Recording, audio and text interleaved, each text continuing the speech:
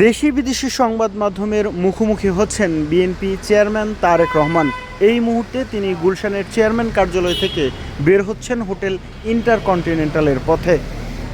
বিএনপির দলীয় সিদ্ধান্ত এবং ত্রয়োদশ জাতীয় সংসদ নির্বাচন নিয়ে আনুষ্ঠানিক প্রতিক্রিয়া জানাবেন বিএনপির চেয়ারম্যান তারেক রহমান। এজন্য তিনি হোটেল ইন্টারকন্টিনেন্টালের পথে যাচ্ছেন।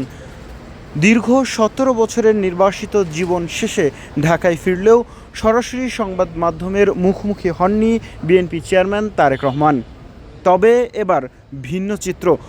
বিএনপির নিরঙ্কুশ সংখ্যাগরিষ্ঠতা অর্জনের পর এবার দেশি বিদেশি সংবাদ মাধ্যমের মুখোমুখি হতে যাচ্ছেন দলটির প্রধান তারেক রহমান। সব মশার বিরুদ্ধে সুরক্ষা দিতে এলো বসুন্ধরা এক্সট্রিম অ্যারোসল, মশার বিরুদ্ধে এক্সট্রিম সুরক্ষা। ত্রয়োদশ জাতীয় সংসদ নির্বাচনে বিএনপি এককভাবে 209টি আসন পেয়েছে, আর জোটগতভাবে পেয়েছে 213টি আসন। সংখ্যাগরিষ্ঠ এই আসন নিয়ে বিএনপি সরকার গঠন করতে যাচ্ছে।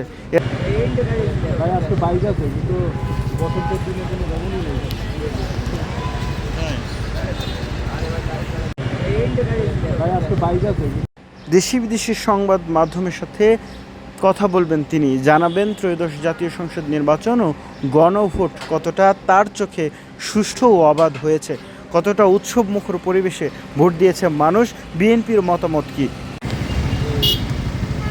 যদিও নির্বাচনের দুদিন পরেও আনুষ্ঠানিক কোনো প্রতিক্রিয়া জানায়নি দলটির পক্ষ থেকে।